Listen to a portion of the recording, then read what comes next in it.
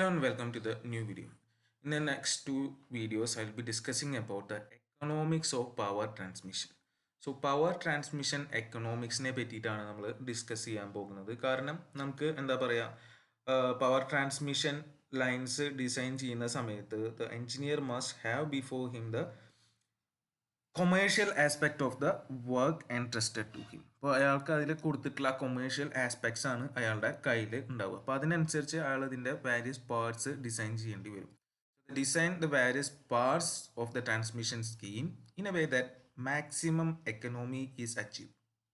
So അതിൽ design ചെയ്യുന്നത് എന്താ പറയുക മാക്സിമം എക്കണോമി കിട്ടത്തക്ക രീതിയിൽ ആയിരിക്കും. അപ്പോൾ അതിന് മെയിനായിട്ട് രണ്ട് ഫാക്ടേഴ്സാണ്. Two fundamental economic principles which closely influence the electrical design of transmission lines. രണ്ട് കാര്യങ്ങളാണ് ഇതിൻ്റെ എക്കണോമിക്സിനെ മെയിനായിട്ട് ഇൻഫ്ലുവൻസ് ചെയ്യുന്നത്. അപ്പോൾ ആ രണ്ട് കാര്യങ്ങൾ എന്ന് പറഞ്ഞാൽ ഒന്ന് it is the economic choice of the conductor size. Conductor സൈസിൻ്റെ ചോയ്സാണ് അത് എക്കണോമിക്കായിട്ട് എങ്ങനെ ചൂസ് ചെയ്യും എന്നുള്ളതാണ്.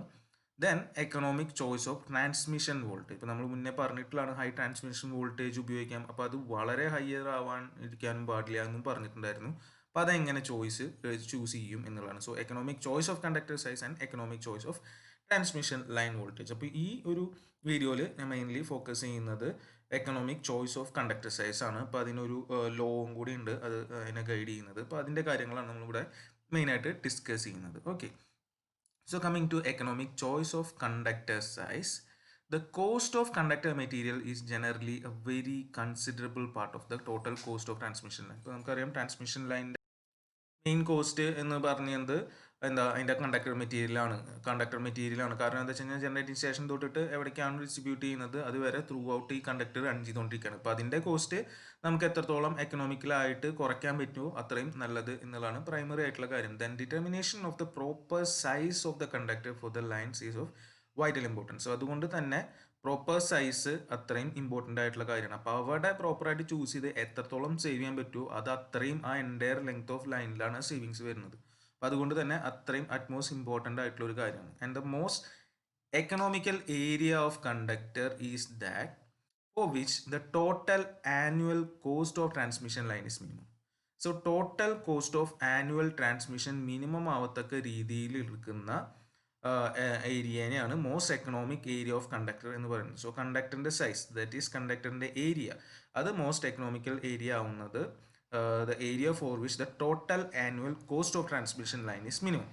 ആൻഡ് ഇതിനെ പറയുന്നതാണ് കെൽവിൻസ് ലോ എന്നാണ് പറയുന്നത്. ലോർഡ് കെൽവിൻ ആണ് അത് സ്റ്റേറ്റ് ചെയ്തിട്ടുണ്ടായിരുന്നത് ഇൻ 1881. അപ്പോൾ അതെന്താണെന്നുള്ളതൊക്കെയാണ് നമ്മളിവിടെ ഡിസ്കസ് ചെയ്യാൻ പോകുന്നത്. And the total annual cost of transmission line can be divided into two parts. So total annual cost minimise ചെയ്യുന്നതാണ് കാര്യം. അപ്പോൾ അത് രണ്ട് ഭാഗങ്ങളായിട്ട് ഡിവൈഡ് ചെയ്യാം. Annual charge on capital outlay and annual cost of energy wasted in the conductors. Okay. So annual charge on capital outlay plus annual cost of energy wasted in the conductors will give you the total annual cost of transmission line. Okay. So firstly the annual charge on capital outlay. So first annual charge on capital outlay അതിനെക്കുറിച്ചാണ് നമ്മളിവിടെ discuss ചെയ്യുന്നത്. അതിന് റിലേഷനാണ് നമ്മളിവിടെ form ചെയ്യാൻ പോകുന്നത്. അതിൻ്റെ ബേസിൽ Kelvin's law ഗ്രാഫിക്കിലൊക്കെ ആയിട്ടാണ് നമ്മൾ പറയാൻ പോകുന്നത്. Okay. So the annual charge on capital outlay is on account of interest and depreciation on the capital cost. Interest and depreciation on capital cost of complete installation of transmission line. So ഈ transmission line ഇൻസ്റ്റലേഷന് വേണ്ടി വന്നിട്ടുള്ളതിൻ്റെ ഇൻട്രസ്റ്റും ഡിപ്രീസിയേഷനുമാണ് അതിൽ എന്താ annual charge on capital ഔട്ട്ലേയിൽ വരുന്നത്. So in case of overhead system, it will be the annual interest and depreciation on the capital cost of conductors, supports and insulators and the cost of their erection. ഇതാണ് മെയിനായിട്ട് വരുന്നത്. Conductors, supports and their ഇൻസുലേറ്റേഴ്സിൻ്റെ cost plus cost of their erection. For an overhead line the insulator cost is constant and the conductor cost is proportional to the area of cross section. Conductor cost is proportional to the area of cross section and the cost of supports and their erection is partly constant and partly proportional to the area of cross section of the conductor. അപ്പോൾ ഇതൊക്കെയാണ് അതിൻ്റെ relations വരുന്നത്. ഇൻസുലേറ്ററിൻ്റെ cost constant ആണ്. Conductor cost എന്ന് പറഞ്ഞു കഴിഞ്ഞാൽ proportional to area of cross section ആണ്. ഇറക്ഷൻ്റെ എന്ന് പറഞ്ഞു കഴിഞ്ഞാൽ partly constant partly proportional to area of cross section എന്ന് പറയും. അപ്പോൾ therefore the annual charge on an overhead transmission line can be expressed as, അപ്പോൾ അതിനൊരു എക്സ്പ്രഷൻ ആയിട്ട് പറയുകയാണെങ്കിൽ we can represent it as what annual charge is equal to P1 plus P2 into A. P1 plus P2 into A, where P1 and P2 are constant and A is the cross section of the conductor. So A എന്ന് പറഞ്ഞാൽ cross section area ആണ്, P1 P2 രണ്ട് constants ആണ്. അപ്പോൾ ഒന്നെന്ന് പറഞ്ഞാൽ ഒരു constant ആയിട്ടുള്ള വാല്യൂ ഉണ്ട് എന്നാണ് കാണിക്കുന്നത്, പിന്നെ രണ്ടാമത്തെ വാല്യൂ എന്ന് പറഞ്ഞാൽ പ്രൊപ്പോർഷണൽ ടു ഏരിയ അല്ലേ. അപ്പോൾ ഇതൊരു കോൺസ്റ്റന്റ് പ്ലസ് പ്രൊപ്പോർഷണൽ എന്നുള്ള രീതിയിൽ കാണിക്കുന്നത്. അപ്പോൾ ഇതൊരു ലൈനിന്റെ ഇക്വേഷൻ എന്നുള്ള രീതിയിൽ വേണമെങ്കിൽ നമുക്ക് ആനുവൽ ചാർജിന്റെ ഈ ഒരു നിന്ന് കിട്ടുന്ന റിലേഷൻ. ഓക്കെ, അപ്പോൾ ഇതാണ് ആനുവൽ ചാർജ് ഓൺ ക്യാപിറ്റൽ ഔട്ട്ലേയും അതിന് നമ്മളൊരു ഇക്വേഷൻ എഴുതുകയാണ് അവിടെ ചെയ്തിട്ടുള്ളത്. Then comes annual cost of energy wasted. Annual cost of energy wasted ആണ് പിന്നീട് വരുന്നത്. And this is on account of the energy loss mainly in the conductor due to what heat losses or I squared R losses or the copper losses. So അവിടെ I squared R losses ആയിട്ടാണ് നമുക്ക് എന്ത് സംഭവിക്കുന്നത്, loss എല്ലാം ഉണ്ടാവുന്നത്. And assuming a constant current in the conductor throughout the year, the energy loss in the conductor is proportional to resistance. Okay, അത് obvious ആണ്. നമുക്ക് കറണ്ട് കോൺസ്റ്റന്റ് ആയിട്ട് അസ്യൂം ചെയ്യുകയാണെങ്കിൽ ഐ സ്ക്വയർഡ് എന്നുള്ളതിനെ നമുക്ക് കോൺസ്റ്റന്റ് ആയിട്ട് എടുക്കുകയാണെങ്കിൽ the loss is proportional to R. Okay, so resistance in proportional and the resistance is inversely proportional to what? R equal to rho L by A. So it is inversely proportional to the area of cross section of the conductor, and therefore the energy lost in the conductor is inversely proportional to the area of cross section. Okay, so and the energy lost is proportional to the resistance, and this resistance is inversely proportional to area of cross section. Therefore the energy lost in the conductor is inversely proportional to area of cross section. Thus the annual cost of energy wasted in an overhead transmission line can be expressed as inverse relation ആണ് അവിടെ നമുക്ക് കിട്ടിയത്.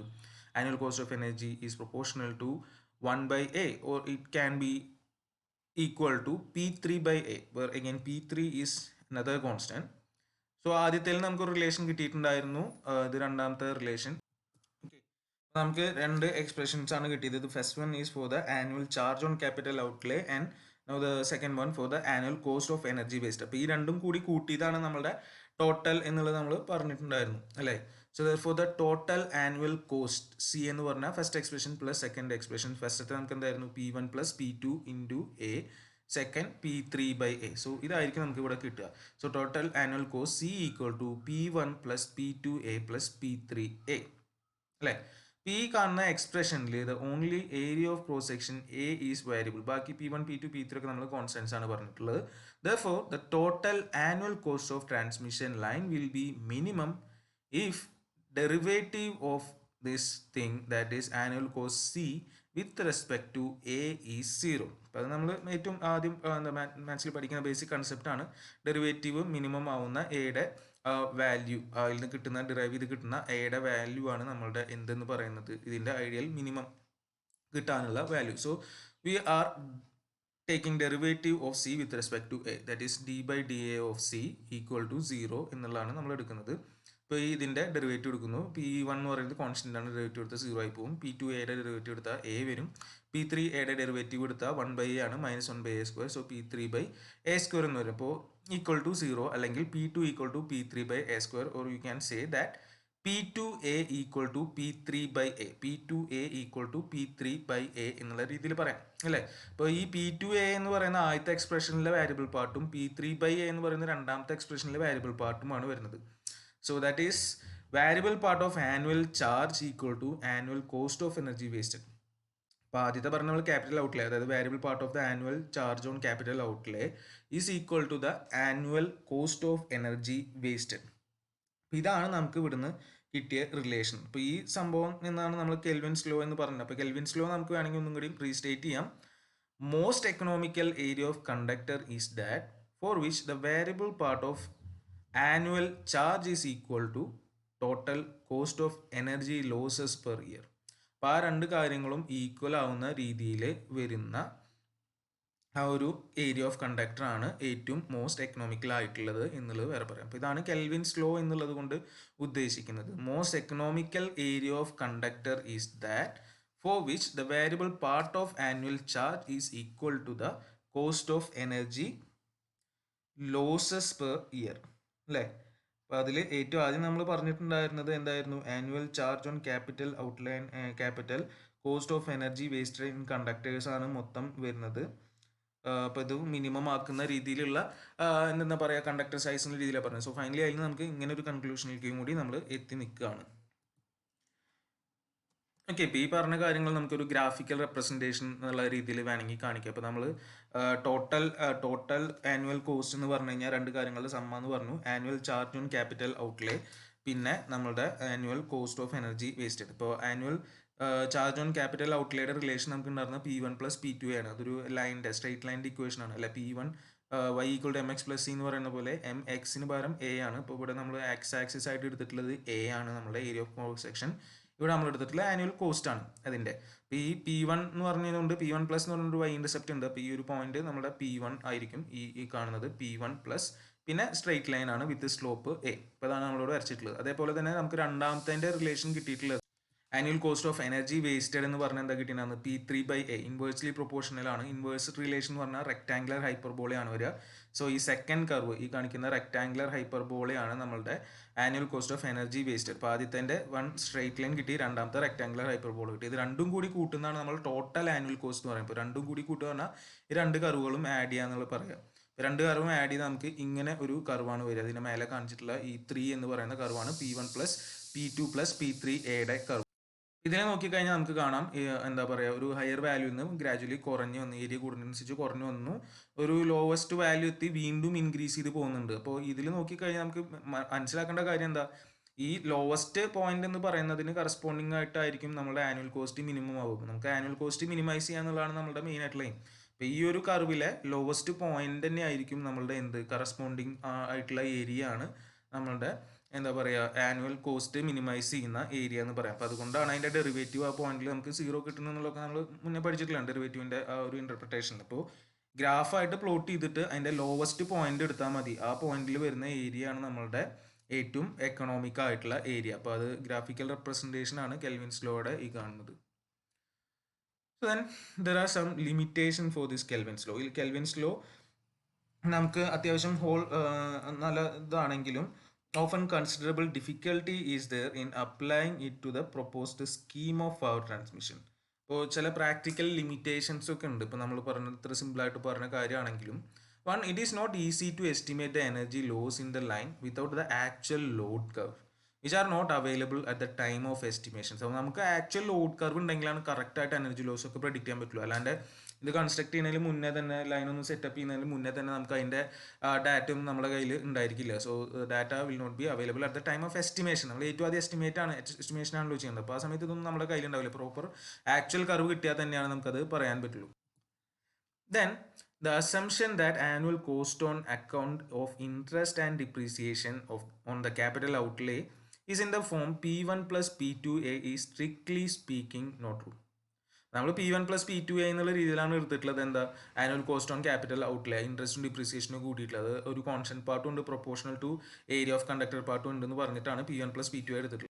But അതും എന്തായിരിക്കില്ല, strict ആയിട്ട് hold ചെയ്യണ ഒരു സാധനമല്ല. For instance, if the in cables neither the cost of cable, dielectric and sheath nor the cost of laying vary in this manner. ഇപ്പോൾ ഒരു കേബിളിൻ്റെ കേസ് നമ്മൾ എടുത്തു കഴിഞ്ഞാൽ അതിൻ്റെ ഡയലക്ട്രിക്കും ഷീറ്റും അതേപോലെ തന്നെ അതിൻ്റെ കോസ്റ്റ് ഓഫ് ലേയിങ് ഒന്നും ഈ ഒരു പ്രൊപ്പോർഷണൽ, ഈ റിലേഷൻ, അതായത് സ്ട്രൈറ്റ് ലൈൻ റിലേഷൻ ആണ് നമ്മൾ പറഞ്ഞത് P1 പ്ലസ് P2, ആ റിലേഷനിൽ വാരി ചെയ്യുന്നില്ല. അപ്പോൾ ഇതൊരു അപ്രോക്സിമേറ്റ് ആയിട്ടുള്ള ഒരു കാര്യമാണ് എന്നുള്ളതാണ് പറയുന്നത്. And this law does not take into account several physical factors like safe current density, mechanical strength, corona loss, ഇങ്ങനത്തെ കാര്യങ്ങളൊന്നും ഇതിൽ കൺസിഡർ ചെയ്യുന്നില്ല. നമ്മളൊരു ജനറൽ അസംഷനിൽ പ്രോപ്പർ ആയിട്ടുള്ള രീതി എന്ന് പറഞ്ഞെടുക്കുക. പക്ഷേ physically safe current density, mechanical strength, corona effect, ഇതൊക്കെ നമ്മൾ അവിടെ കൺസിഡർ ചെയ്യേണ്ട കാര്യമുണ്ട്. Then the conductor size determined by this law may not always be practicable one because it may be too small for the safe